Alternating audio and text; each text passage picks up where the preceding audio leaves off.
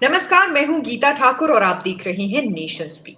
इन दिनों दुनिया भर में आईसीसी मेंस वर्ल्ड कप की धूम देखने को मिल रही है। हर एक मैच के साथ फैंस की एक्साइटमेंट भी देखी जा सकती है, चाहे भारत की बात हो या फिर अन्य टीमों की। लेकिन यहाँ पर सबसे बड़ा सवाल, क्या इस बार भारत विश्व चैंपियन बन पाएगा?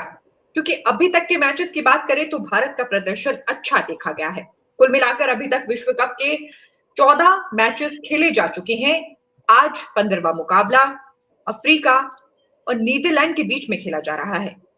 दक्षिण अफ्रीका और नीदरलैंड की ये टीमें हिमाचल प्रदेश के मैदान में आमने सामने होने वाली है। और अगर अभी तक हम पॉइंट टेबल की बात करें तो भारत टॉप पर नजर आ रहा है। 3 मैचेस खेले हैं, तीनों में जीत हासिल की है। और अगर भारतीय टीम इसी तरीके से प्रदर्शन करती रहती है तो सेमीफाइनल की जो राह है वो भारत के लिए आसान होने वाली है। न्यूजीलैंड और दक्षिण अफ्रीका ने भी सेमीफाइनल की दावेदारी को पेश किया है।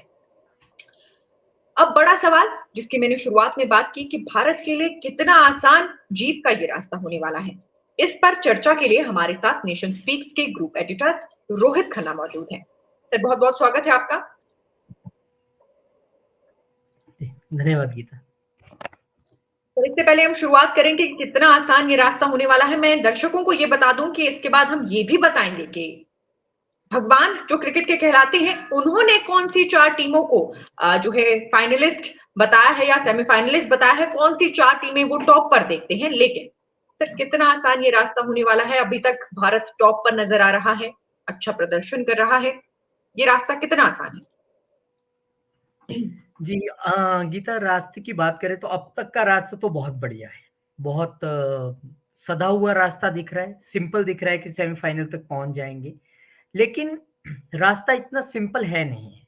एक्चुअली जो बचे हुए आपके मुकाबले हैं उसमें जो दो बड़ी टीमें हैं जो आपका जिनके साथ मुकाबला होना है, वो हम ये कह सकते हैं कि थोड़ा सा चिंता का विषय है। चिंता का विषय इसलिए क्योंकि वो दोनों टीमें बेहतरीन फॉर्म में दिख रही हैं। एक तो हम बात कर रहे हैं न्यूजीलैंड की, जिसके साथ मुकाबला 22 अक्टूबर को है। बहुत सारी चीजें क्लियर हो जाएंगी। फिर उसके बाद 5 नवंबर को साउथ अफ्रीका। ये एक टीम ऐसी है जिसने कि जो अपनी वर्ल्ड कप की शुरुआत की है वो इस तरीके से की है कि कोई कह नहीं सकता था कि साउथ अफ्रीका तो नहीं लग रहा है दौड़ में। लेकिन अब वो 2 मैच खेला है, लेकिन दोनों ही मैच इतने बड़े अंतर से जीता है और उसका मुकाबला भी भारत के साथ है। और इसके बीच एक मुकाबला 29 अक्टूबर को जो होना है वो इंग्लैंड के साथ है। तो ये वो 3 बड़े मुकाबले हैं जिसपे सबकी नजर रहेगी। और इसमें से 2 टीमें वो हैं जिनको हम प्रोबेबल मान के चल रहे हैं, जिनको सब मान के चल रहे हैं भाई न्यूजीलैंड और साउथ अफ्रीका तो सेमीफाइनल में पहुंचने की दावेदार है। अब सबके बीच अब भारत को जगह बनानी है और फिर रिमेनिंग टीमों में से एक टीम आएगी। तो इसलिए अगर ये 3 मुकाबले भारत जीतती है, हालांकि एक मुकाबला भारत का भी और होना है, मतलब नीदरलैंड के साथ है वो, तो उसमें अब देखना ये होगा कि भारत किस तरीके से परफॉर्म करता है। 3 मुकाबले सीधे सीधे जीते, अच्छे जीते हैं। अभी पॉइंट टेबल में नंबर 1 पे है, कोई प्रॉब्लम नहीं है। अपनी होम ग्राउंड है, होम कंडीशंस है। लेकिन जो सेमीफाइनल का रास्ता है, वो सेमीफाइनल का जो रास्ता है वो इन 3 टीमों को हरा के पहुंचेगा। क्योंकि अगर आप कहीं हारते हैं, कुछ ऊपर नीचे होता है, तो फिर बहुत सारे फैक्टर्स आ जाते हैं कि ये मैच उससे हार जाए वो वाली टीम उसको हरा के उससे जीत जाए। काफी गुना भाग करना पड़ता है एंड में। अगर आपको कंफर्टेबली पहुंचना है तो नीदरलैंड के साथ तो डेफिनेटली जीतेंगे ही। एक स्वाभाविक सी बात है कि नंबर 1 में इस वक्त हम हैं और वो सबसे नीचे हैं, जीत हो जाएगी।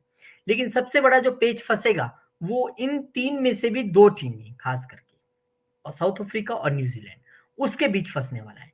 अब शुरू से इतने क्यास लग रहे हैं, शुरू से इतने एस्टिमेट सबके आ रहे हैं, कौन कौन सी टीम पहुंचेगी, कौन कौन सी टीम पहुंचेगी, उसको लेके आपने सही कहा। क्रिकेट के जो भगवान हैं सचिन तेंदुलकर, जिनको क्रिकेट का भगवान कहा जाता है, मास्टर ब्लास्टर, उनका वर्ल्ड कप शुरू होने से पहले एक एस्टिमेट आया था और उन्होंने जिन जी। 4 टीमों को सेमीफाइनल में पहुंचता दिखाया था वो आपके सामने है। Bharat definitely first choice, Australia क्योंकि 5 बार की विश्व कप विजेता है, इंग्लैंड क्योंकि डिफेंडिंग चैंपियन है, न्यूजीलैंड क्योंकि बेहतरीन फॉर्म में दिखाई दे रही है। ये सचिन तेंदुलकर है, उनका एस्टिमेट डेफिनेटली सबसे ज्यादा मायने रखता है हमारे और आपसे, क्योंकि वो चीजों को समझते हैं, क्रिकेट को समझते हैं बहुत अच्छे तरीके से। और मुझे लगता है 90% तक ये ठीक भी जाएगा। लेकिन इसमें मुझे साउथ अफ्रीका की एंट्री दिख रही है। इसमें मुझे ऑस्ट्रेलिया और इंग्लैंड में से एक बाहर दिखता है। अब वो कौन सा बाहर होगा, क्योंकि आने वाले मैच साउथ अफ्रीका किस तरीके से लड़ती है, किस तरीके से उनकी प्रदर्शन रहता है, वो भी सही है। लेकिन यहाँ पर जो 4 फेवरेट्स सचिन तेंदुलकर ने बताए थे, वो भारत, ऑस्ट्रेलिया, इंग्लैंड और न्यूजीलैंड थे। और उसका क्या कारण था वो भी मैंने आपको बताया। ऑस्ट्रेलिया अपना पहला मैच अभी कल ही जीती है, वो भी श्रीलंका के साथ था। उससे पहले वो अपने 2 मुकाबले हार चुकी है। और इंग्लैंड भी हार और जीत दोनों का स्वाद चख चुकी है। न्यूजीलैंड और साउथ अफ्रीका और भारत, ये 3 अभी ऐसी टीमें हैं जो अभी अजेय हैं, जो अभी हारी नहीं है। तो भारत के सेमीफाइनल का जो रास्ता है वो न्यूजीलैंड, साउथ अफ्रीका और इंग्लैंड को हराने के बाद निकलता है।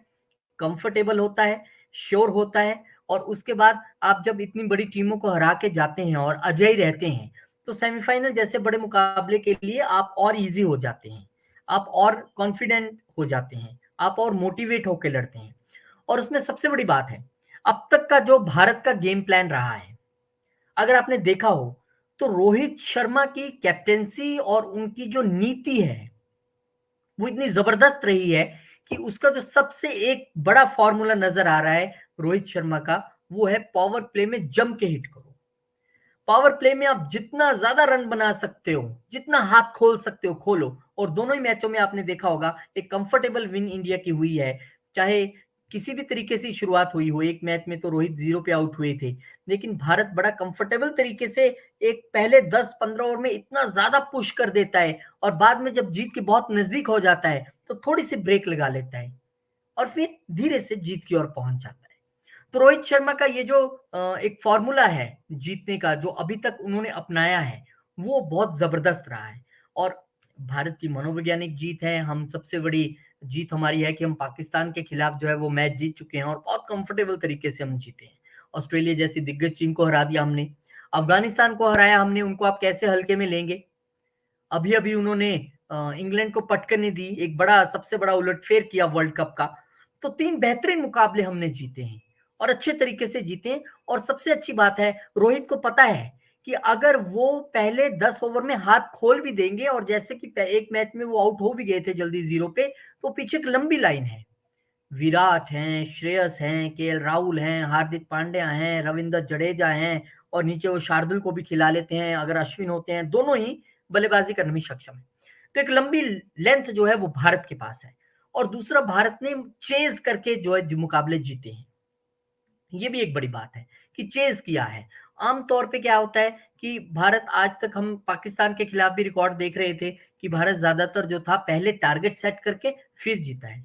एक बार सिर्फ चेज करके जीता था, अब उसमें एक बार और ऐड हो गया, 8 बार हम जीत गए पाकिस्तान के खिलाफ।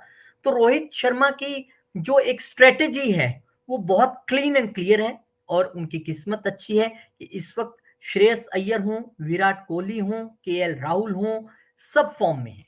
और गेंदबाजों की बात करें, बुमराह हो, अच्छा परफॉर्म कर रहे हैं, कुलदीप यादव समय पड़ने पर जो है वो विकेट ले रहे हैं, सिराज एक उन पे कॉन्फिडेंट जताया, शमी की जगह उनको खिला रहे हैं। हालांकि शमी सीनियर हैं लेकिन वो वहां भी खरे उतरते दिखाई दे रहे हैं। और पांड्या और जडेजा को जब बॉल पकड़ा दी जाती है पार्ट टाइम बॉलर के तौर पे, तो वो अपना ऑलराउंडर का जो तगमा है उसको वो सिद्ध करके दिखाते भी हैं।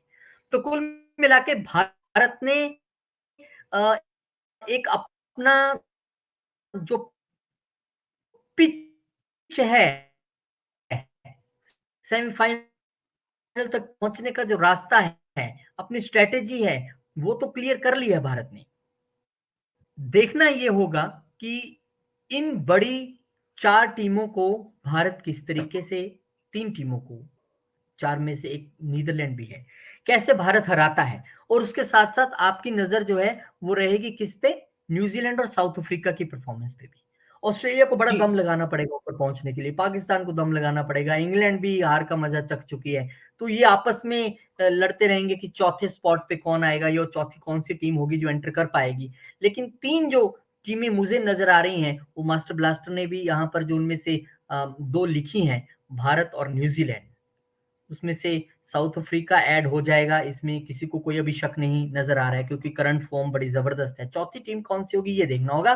लेकिन हमारा आज का जो कहना था कि भारत का जो सेमीफाइनल का रास्ता है, वो कितना आसान, कितना मुश्किल, देखा जाए तो बेहद आसान, हम जबरदस्त फॉर्म में हैं, हम अपनी होम कंडीशंस में खेल रहे हैं, स्ट्रेटेजी अच्छी है, फॉर्म में प्लेयर हैं, हम कर लेंगे पार, कोई बात नहीं।